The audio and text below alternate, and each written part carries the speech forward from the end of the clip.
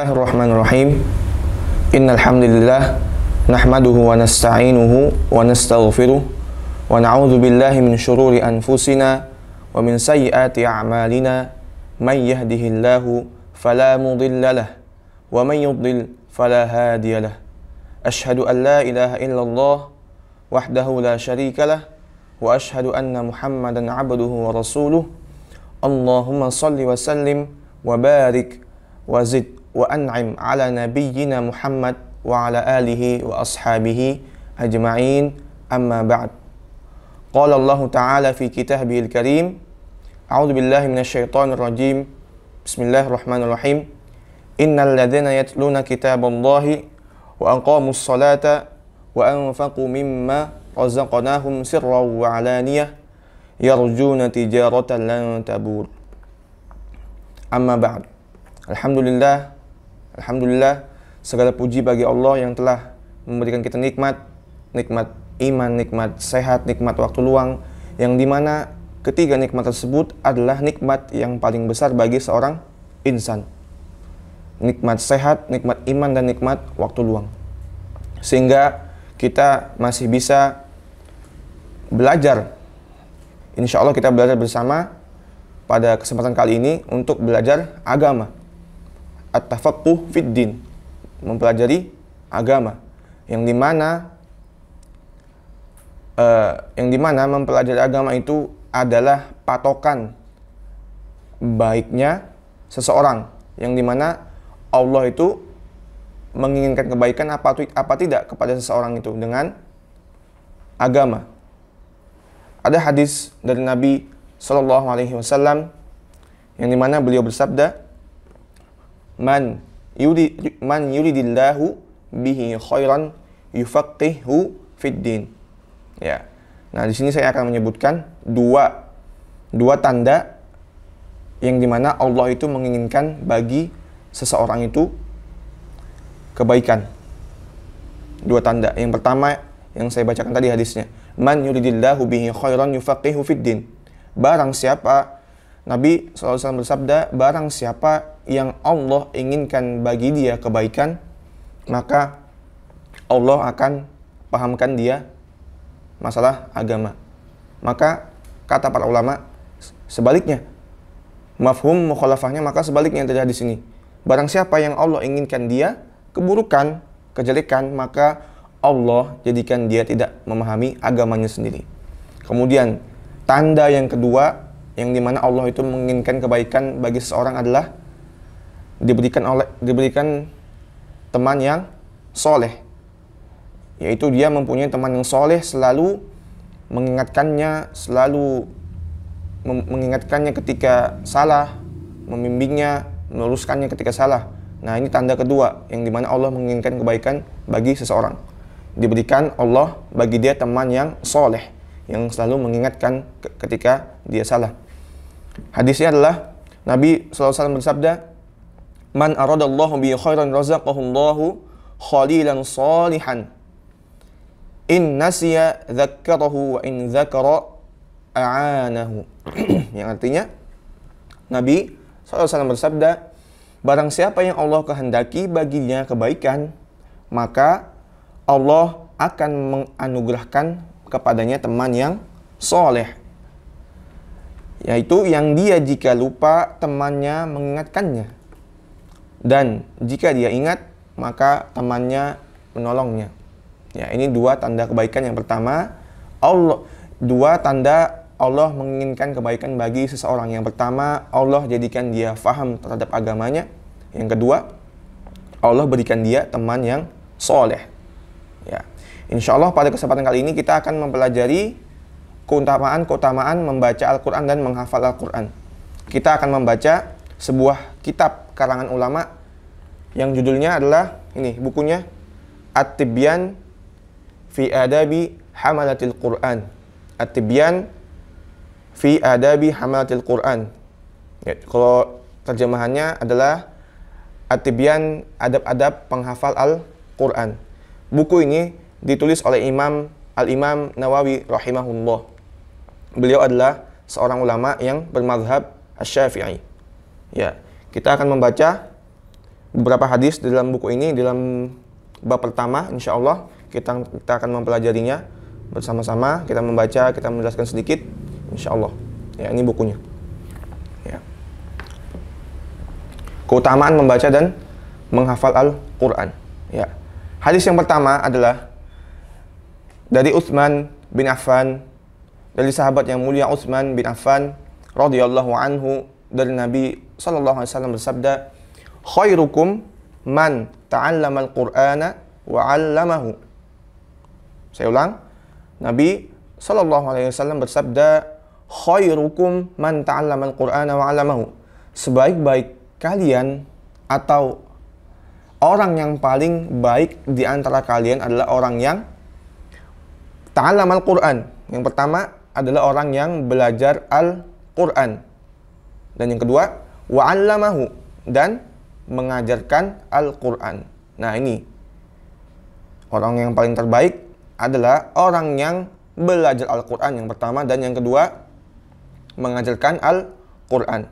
Ya, ini adalah hadis yang sangat agung, bahwasannya keterbaikan adalah salah satu caranya adalah dengan belajar Al-Quran dan mengajarkannya. Oleh karenanya Al-Quran itu mendatangkan segala kebaikan, semua kebaikan.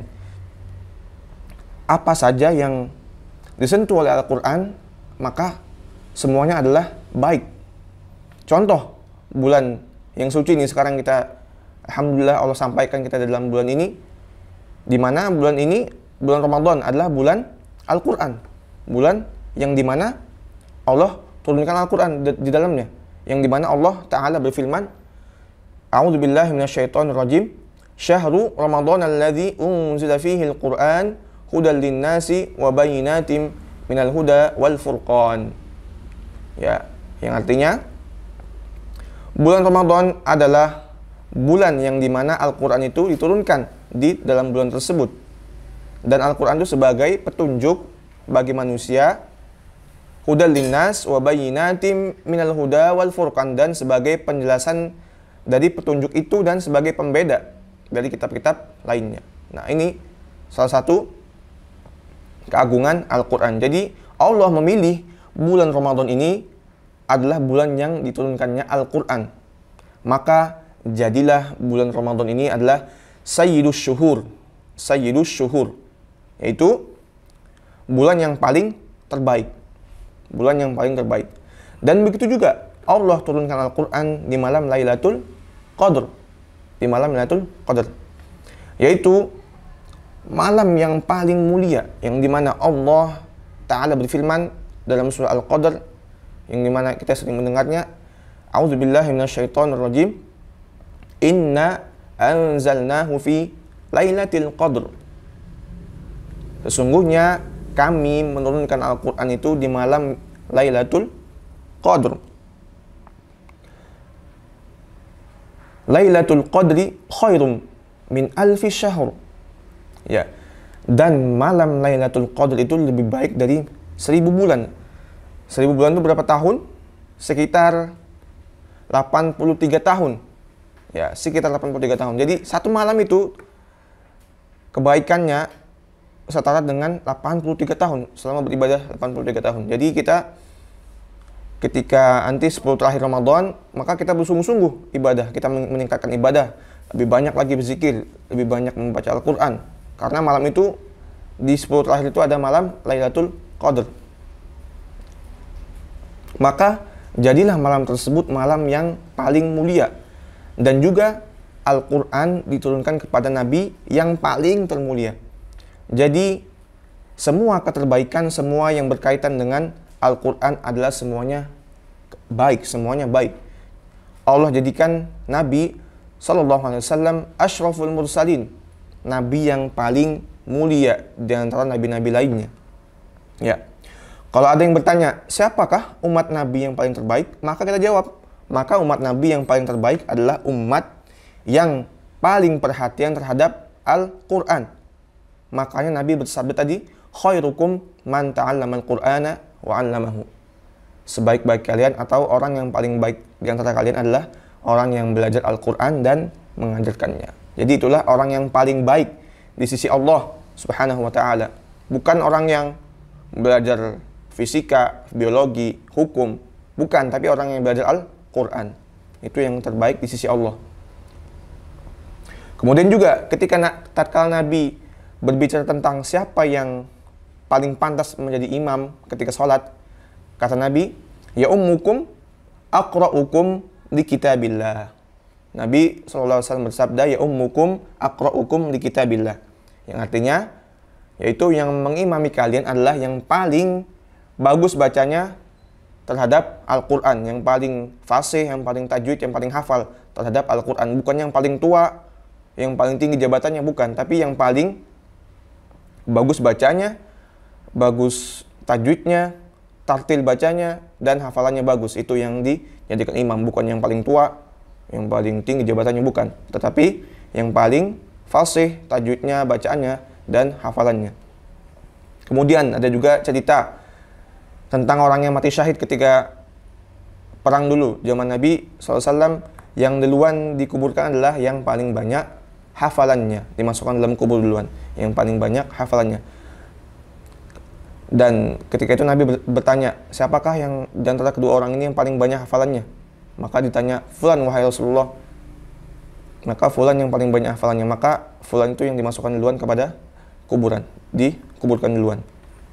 Kemudian dan juga ada hadis dari Nabi SAW bersabda, innallaha yarfa'u bihadzal kitabi aqwaman wa yad'u bihi akharin.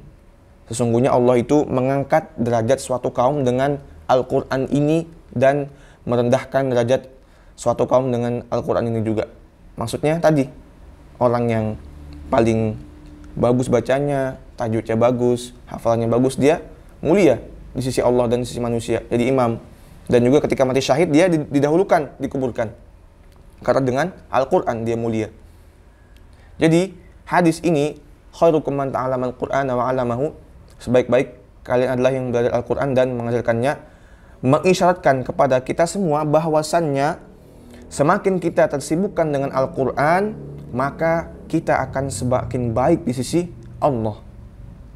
Kita tahu bahwasannya zaman sekarang orang menilai orang lain itu apa ukurannya? Adalah dunia, bukan dari Al-Quran.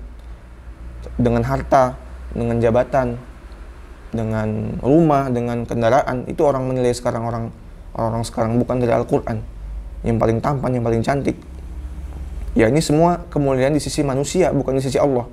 Tetapi di sisi Allah, Al-Quran adalah menjadi ukuran atau barometer seseorang itu dimuliakan oleh Allah atau tidak. Nah, ini Al-Quran, bukan dunia. Ya. Kemudian ada hadis berikutnya dari Ibu Ummul Mukminin Aisyah radhiyallahu anha qalat, qala Rasulullah sallallahu alaihi wasallam, alladzi yaqra'ul Qur'ana wa huwa mahirun bihi ma'as safaratil kiramil bararah, walladzi yaqra'ul Qur'ana wa yatata'ta'u fihi wa huwa 'alaihi syaqqun lahu ajran. Yang artinya Nabi SAW bersabda dari Ibunda Aisyah, hadis ini dari Nabi SAW bersabda, orang yang mahir membaca Al-Quran, dia bersama para malaikat yang mulia. Ma'as safaratil kiramil bararah. As-safarah itu jamak dari as-safir. Artinya yaitu malaikat yang mulia. Jadi orang yang mahir membaca Al-Quran, mahir di sini bukan suaranya ya. Suaranya dibagus-baguskan, mendayu-dayu, bukan. Tapi tajwid dan tartilnya, bukan suara. Itu orang yang mahir membaca Al-Quran, dia berada bersama para malaikat yang terhormat, yang mulia. Dan orang yang yatata'ta'u itu artinya terbata-bata. Nah, dan orang yang terbata-bata dalam membaca Al-Quran serta mengalami kesulitan, maka baginya 2 pahala. Nah, ini Masya Allah, keagungan Al-Quran. Orang yang terbata-bata masih Allah beri pahala, 2 pahala. Apa itu 2 pahala? Yang pertama, pahala dia membaca Al-Quran. Dan pahala yang kedua adalah pahala dia mau belajar Al-Quran.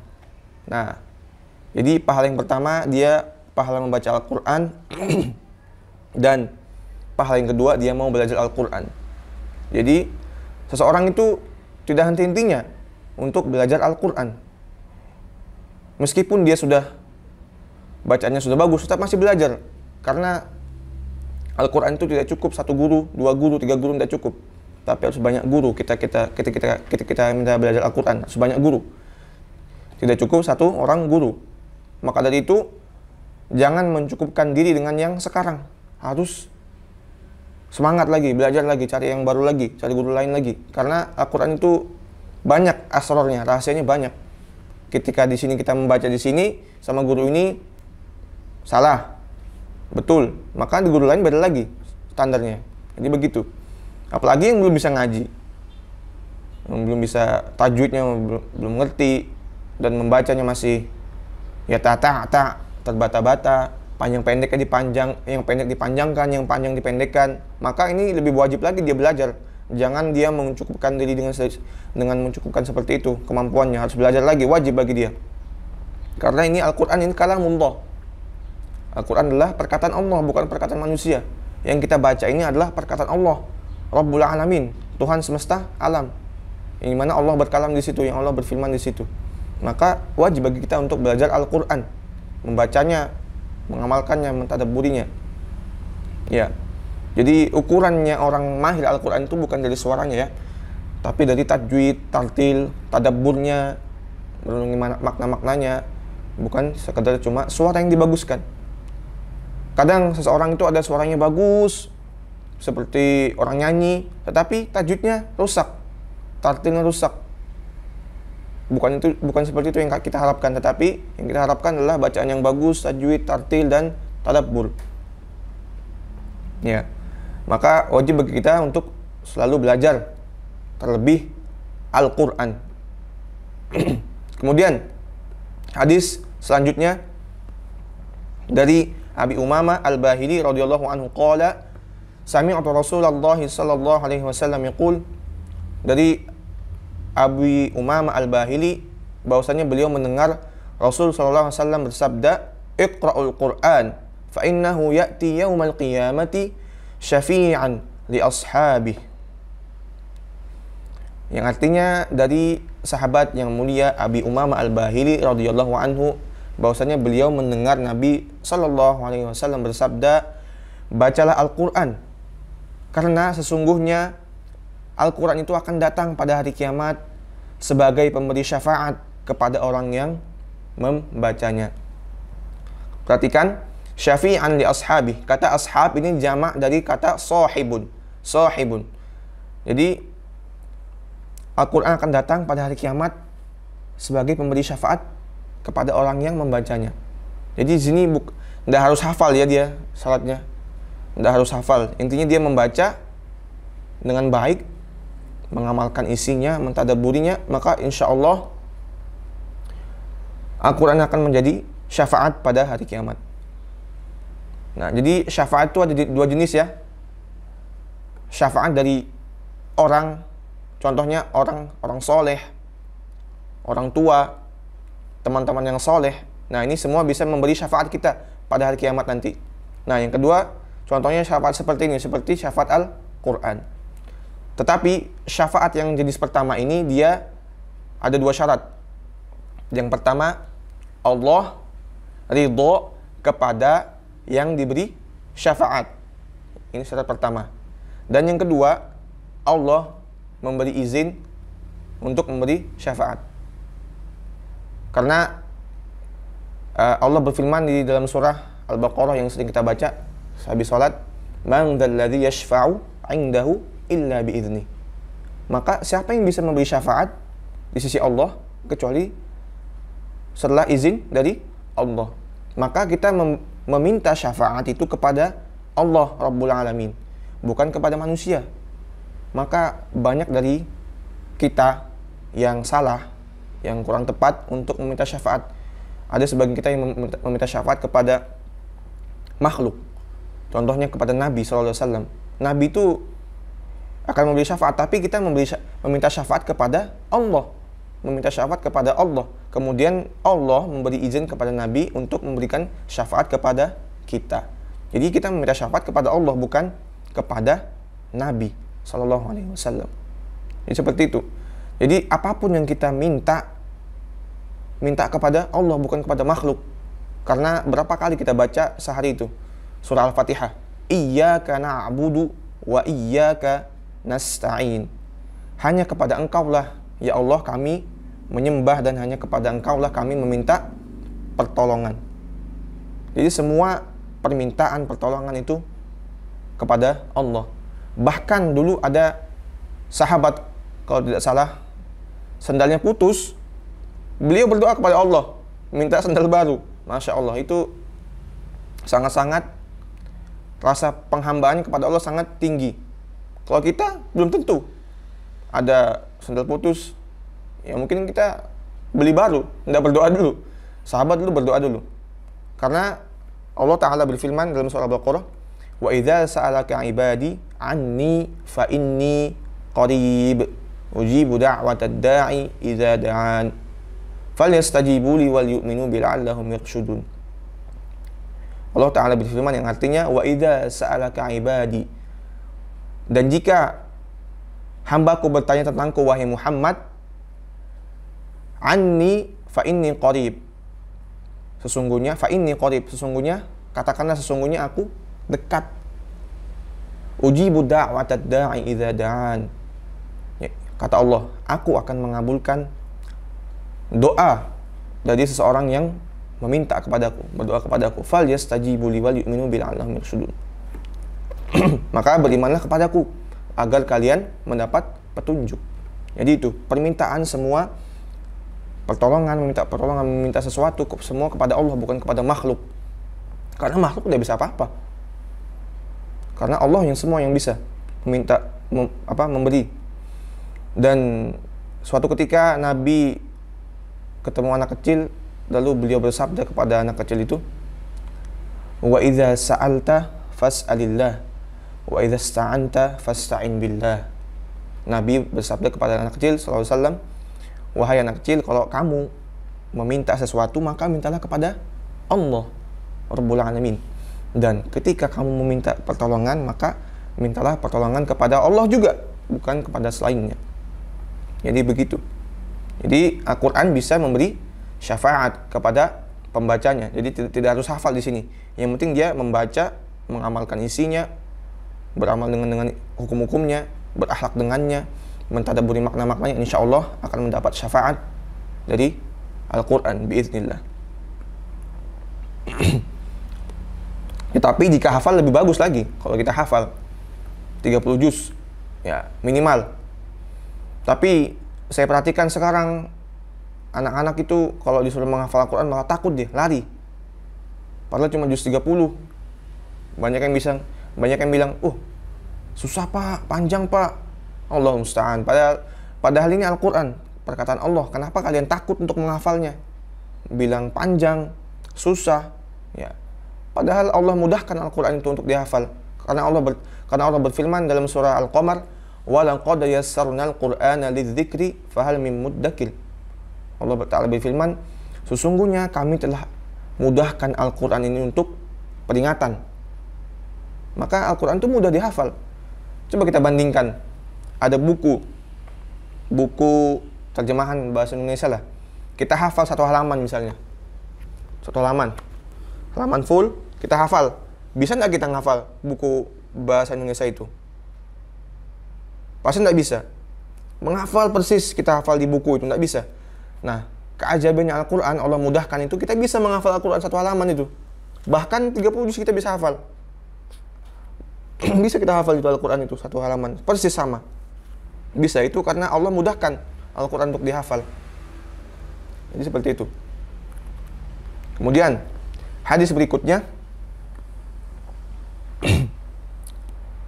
adalah qala haddatsani Salim bin Abdullah anna Abdullah bin Umar radhiyallahu anhu qala sami'tu Rasulullah sallallahu alaihi wasallam yaqul, dari Salim bin Abdullah bahwasannya Abdullah Ibnu Umar radhiyallahu anhuma mendengar Nabi sallallahu alaihi wasallam bersabda, la hasada illa ala snataini. Nabi sallallahu alaihi wasallam bersabda, tidak boleh hasad kecuali kepada dua orang. Orang yang pertama, hasad itu apa? Hasad itu iri, dengki kita. Ada orang ya hasad itu iri atau dengki, rasa ingin memiliki juga. Nah, maka tidak boleh kecuali kepada rasa hasad itu, tidak boleh kecuali kepada dua orang ini. Yang pertama, rajulun atahullahu alkitaba wa qama bihi ana'al laili. Orang yang pertama yang kita boleh hasad kepadanya adalah seseorang yang Allah karuniakan Al-Quran kepada dia sehingga dia membacanya, maksudnya sholat dengannya atau membaca di mana-mana pada siang dan malam. Nah, ini kita harus iri kepada orang seperti ini yang pertama. Jadi orang yang punya hafalan Al-Quran, yang bacaannya bagus, yang dia di mana-mana membaca Al-Quran. Nah, kita harus iri kepada orang seperti ini. Bukan malah orang-orang kaya kita iri, orang-orang yang punya mobil, jabatan. Ini semua di sisi manusia aja. Tidak sama sekali mulia di sisi Allah. Dan orang yang kedua yang boleh kita iri kepada dia adalah wa rajulun a'tahu Allahu malan fa huwa yatasaddaqu bihi ana'al laili wan nahar. Orang yang kedua kita boleh iri kepada dia adalah seseorang yang Allah beri dia harta, kemudian dia menginfakkannya di jalan Allah pada malam dan siang hari.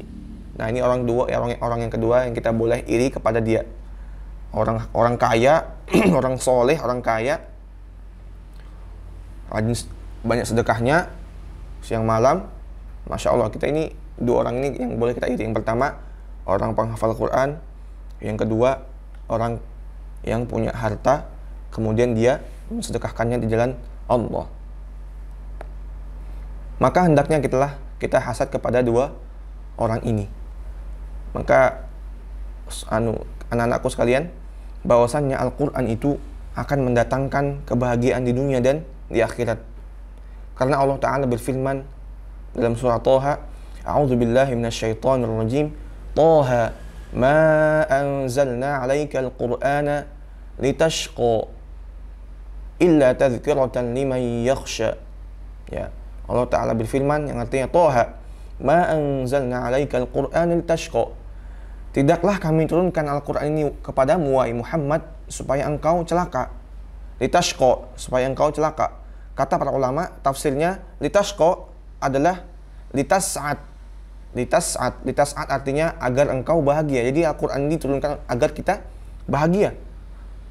Litashqa, litas'at artinya agar engkau berbahagia, wahai Muhammad. Illa tadhkiratan liman yakhsha. Kecuali Al-Quran ini sebagai peringatan bagi orang-orang yang takut terhadap Tuhannya. Jadi itu, Al-Quran itu mendatangkan kebahagiaan. Jadi seorang yang sering membaca Al-Quran akan bahagia. Apalagi membacanya dengan tadabbur, merenungi makna-maknanya. Misalnya, wadduha itu apa artinya, tafsirnya apa maknanya.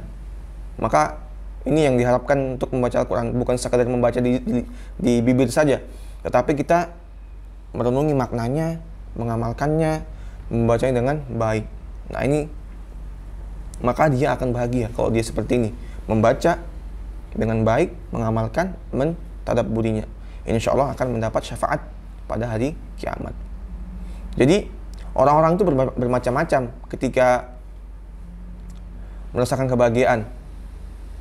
Ada yang dengan melihat sesuatu, melihat benda-benda bagus, dia merasa bahagia. Jalan-jalan ke luar kota, ke luar negeri, merasakan bahagia. Tetapi dia tidak merasakan, hatinya tidak merasakan kebahagiaan. Yang dirasakan cuma kelezatan, tapi hatinya kosong dari kebahagiaan. Ya, karena kebahagiaan itu adalah milik Allah, dan Allah tidak memberikannya kecuali kepada siapa yang dia cintai. Bukan dunia, jalan kemana-mana, main game, apalagi main game, katanya bahagia. Enggak bakal bahagia kalian main game itu. Sama sekali enggak bakal bahagia. pasti habis main game itu ada rasa kurang puas, mata sakit, badan pegel, jari gini-gini terus, nggak lama kena sindrom. Jadi kebahagiaan itu di dalam Al-Quran, bukan pada hal duniawi. Kemudian hadis selanjutnya, hadis selanjutnya dari Nabi Sallallahu Alaihi Wasallam bersabda, "Man qara'a al-Qur'ana wa 'amila bima fihi, ulbisa walidahu tajan yaumal qiyamah." Nah ini, Nabi Sallallahu Alaihi Wasallam bersabda, barang siapa yang membaca Al-Quran dengan baik dan mengamalkan apa yang di dalam Al-Quran, maka orang tuanya pada hari kiamat akan dipakaikan mahkota kehormatan pada hari kiamat. Nah ini dia, kita kan tentunya ingin orang tua kita dimuliakan seperti ini sama Allah pada hari kiamat, dipakaikan mahkota kehormatan pada hari kiamat. Maka kita hendaknya membaca Al-Quran dengan baik, belajar Al-Quran, menghafal, membaca, mengamalkannya, sehingga pada hari kiamat orang tua kita akan diberikan mahkota kehormatan oleh Allah Subhanahu wa Ta'ala. Jadi ini cita-cita terbesar kita, untuk memberi mahkota kehormatan kepada orang tua kita. Jadi itu bukan hal-hal dunia kita berikan orang tua kita. Jadi yang paling orang tua harapkan kepada kita itu adalah doa kita, doa seorang anak, istighfar seorang anak kepada orang tuanya. Karena nanti di hari kiamat itu tidak bermanfaat sudah. Harta, jabatan orang tua, mobil yang orang tua punya, tidak bakal manfaat itu. Maka yang manfaat adalah anak soleh dan ilmu yang, karena Nabi, ada hadis dari Nabi SAW bersabda, "Idza matal insanu inqata'a anhu amaluhu illa min salasah." Ketika Nabi SAW bersabda, yang artinya ketika anak Adam itu meninggal, wafat, maka terputuslah semua amalnya illa min salasah, kecuali 3 perkara. Yang pertama,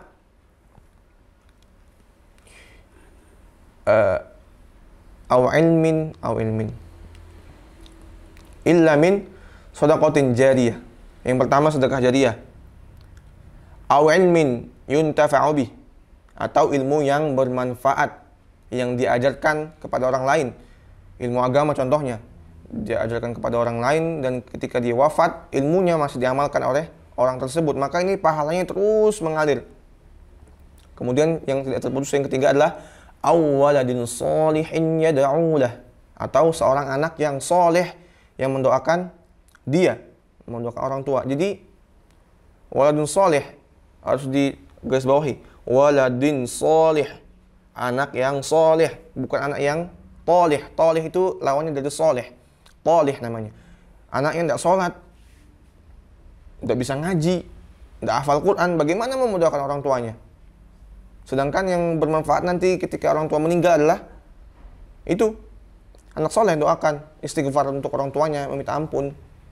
Kalau anak yang tidak ngerti agama, tidak sholat, tidak bisa ngaji, tidak paham agama, bagaimana dia mau mendoakan orang tuanya, untuk istighfar untuk orang tuanya? Maka wajib bagi kita semua untuk belajar agama, belajar Al-Quran, ya, menjaga sholat, ya, agar kita menjadi anak-anak yang soleh, agar bisa bermanfaat bagi orang tua kita kelak ketika orang tua kita semua meninggal. Karena semua tidak bermanfaat, hartanya orang tua tidak bermanfaat, jabatannya itu sirna semuanya habis, kecuali tadi 3 perkara tadi: sedekah jariyah, ilmu yang bermanfaat, dan anak yang soleh yang selalu mendoakan dia. Ya. Jadi tadi mahkota tadi, Dawuhu ahsanu min dawi syamsi fi buyutid dunya law kanat fi. Jadi mahkota tadi yang dipakaikan Allah pada orang tua kita pada hari kiamat adalah mahkota tersebut lebih terang dan lebih baik cahayanya di rumah, lebih baik daripada cahaya matahari di rumah-rumah dunia seandainya cahaya tersebut ada padanya. Fama dhannukum billadzi amila bihadza, maka bagaimana lagi keadaan orang yang melakukan perkara tersebut. Jadi mahkotanya itu cahaya lebih terang dari cahaya matahari. Nah, itu tidak bisa kita bayangkan kita. Nanti semoga Allah berikan orang tua kita mahkota ini pada hari kiamat.